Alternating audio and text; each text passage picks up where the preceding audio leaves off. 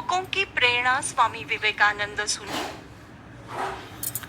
कौन भूल सकता है शिकागो की वो धर्म सभा जिसमें विवेकानंद ने संपूर्ण विश्व का न केवल ध्यान आकर्षित किया, बल्कि वे भारत के धर्म दर्शन और अध्यात्म के विचारों को स्वीकृत दिलाने में सफल हुए। आइए सुनते हैं अमित कुमार बैनर्जी से उनकी वार्ता चेतना पुंज विवेकानंद। 12 जनवरी यानी कि स्वामी विवेकानंद जी का जन्मदिन और राष्ट्रीय युवा दिवस यानी कि national youth day. Swami Vivekananda का जन्म 12 जनवरी 1863 को कलकत्ता में हुआ था। उनका वास्तविक नाम श्री नरेंद्र नाथ दत्त। वे एक अपर मिडिल क्लास परिवार से ताल्लुक रखते थे। उन्हें अपनी पढ़ाई पूरी करने के लिए वेस्टर्न स्टाइल यूनिवर्सिटी में दाखिला दिया गया था और वहां उन्हें वेस्टर्न फिलॉसफी, साइंस आदि की जानकारी दी गई। स्वामी विवेकानंद कुशाग्र बुद्धि के थे। बचपन से ही उन्हें हिंदू धर्म और अध्यात्म के लिए गहरा लगाव था। ये उन दिनों की बात है जब एक तरफ ब्रिटिश काल में रोमेश चंद पंत और दादा भाई नौरोजी जैसे विचारक थे जो भारत की गरीबी के लिए अंग्रेजों को जिम्मेदार मानते थे, लेकिन स्वामी विवेकानंद की सोच अलग थी। उनका मानना था कि अवरोध और एकाकीपन, एकता का अभाव, महिलाओं की खराब हालत और आम लोगों के हितों की अनदेखी की ही भारत की दुर्दशा बनी हुई है। महान दार्शनिक फ्रेडरिक हीगल की भांति वह भी सिकंदर, चंगेज खान और नेपोलियन के व्यक्तित्व से प्रभावित थे। व्यक्ति बनाम राज्य की हीगेल की अवधारणा का विवेकानंद पर असर दिखता है। दरअसल वह समाज को राजनीति से ऊपर मानते थे। वो मानते थे कि सामाजिक राजनीतिक स्वतंत्रता तभी पाई जा सकती है जब सामाजिक और राजनीतिक सुधार के कार्यक्रमों को व्यक्तिक आत्मिक उन्नति के प्रयासों से जोड़ा जाए। इसके लिए भी गीता में दिए गए आत्म त्याग, अनासक्ति और कर्मयोग की अवधारणा के पालन पर जोर देते हैं। उन्होंने समाज सेवा को ही धर्म का दर्जा दिया और उन्होंने पश्चिमी देशों की भौतिकवादी सोच की आलोचना की, तो वहीं उनके व्याख्यान की तरक्की की तारीफ भी की। स्वामी विवेकानंद को विश्व में वेदांत के विख्यात और प्रभावशाली आध्यात्मिक गुरु के रूप में जाने जाते हैं। उन्होंने अमेरिका में स्थित शिकागो में सन 1893 में यानी कि 9/11/1893 को आयोजित विश्व धर्म महासभा में भारत की ओर से सनातन धर्म का प्रतिनिधित्व किया था। भारत का आध्यात्मिक से परिपूर्ण वेदांत दर्शन अमेरिका और यूरोप के हर एक देश में स्वामी विवेकानंद की वक्तृता के कारण ही पहुंचा। हालांकि शिकागो तक पहुंचना उनके लिए आसान नहीं था, लेकिन उनके संकल्प ने उनका साथ दिया।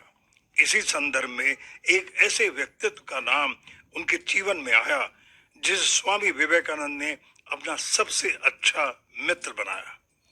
वो थे राजा अजीत सिंह खेत्री, जो अजमेर के राजा थे। विश्व धर्म सभा में भारत की ओर से प्रतिनिधित्व करते हुए स्वामी विवेकानंद को केवल 2 मिनट का समय दिया गया था। वे रामकृष्ण परमहंस के सुयोग्य शिष्य थे। अपने भाषण की शुरुआत में प्रमुख रूप से जब अपने उद्बोधन में उन्होंने कहा, sisters and brothers of America,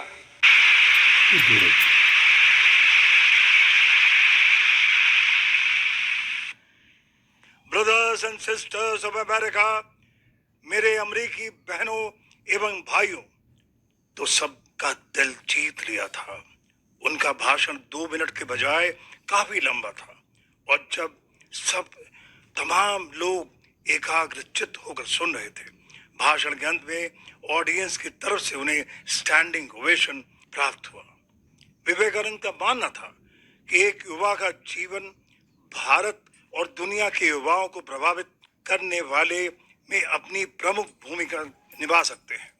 Chicago में वर्ष 1893 में दिए गए भाषण ने उन्हें भारतीय दर्शन और अध्यात्म का अग्रदूत बना दिया था।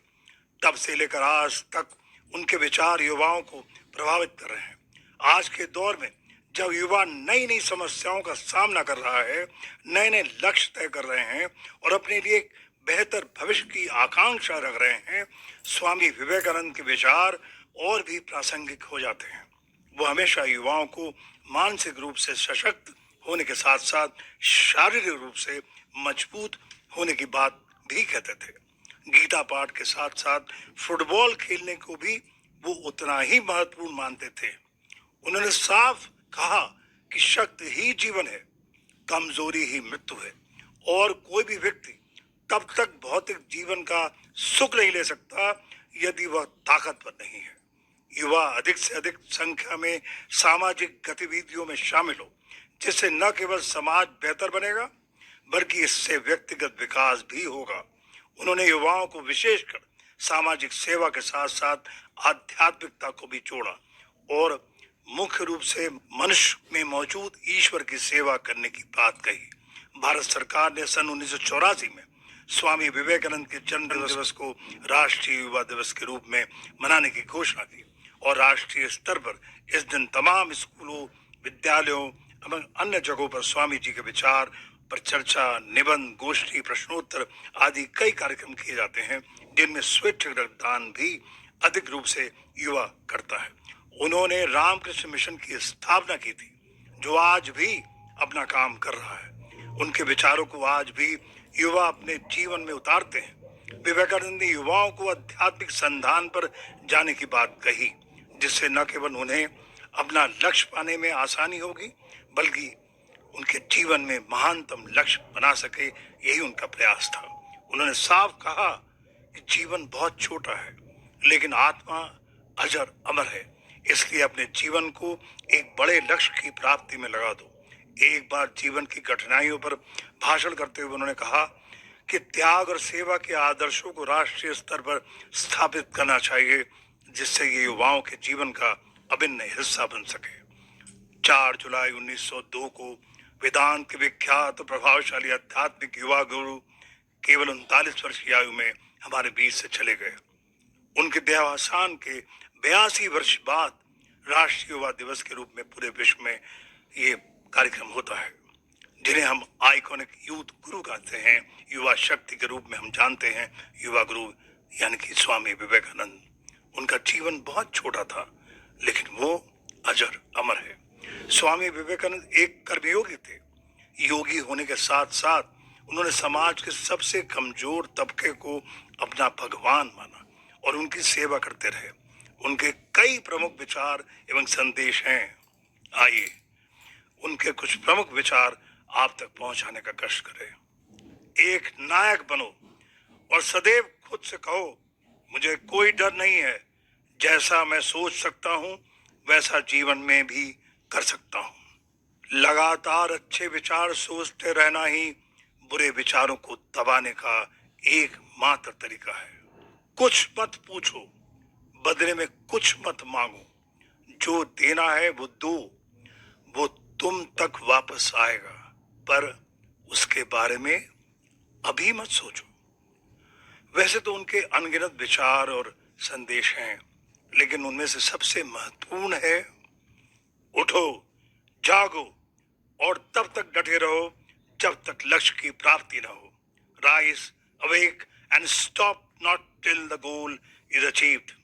इन्हीं शब्दों के साथ मैं स्वामी जी को नमन करता हूँ। धन्यवाद। अभी आपने अमित कुमार बैनर्जी से उनकी वार्ता चेतना पुंज विवेकानंद सुनी। इसी के साथ कलश का यह अंक समाप्त। प्रस्तुति देवकी कुलकर्णी।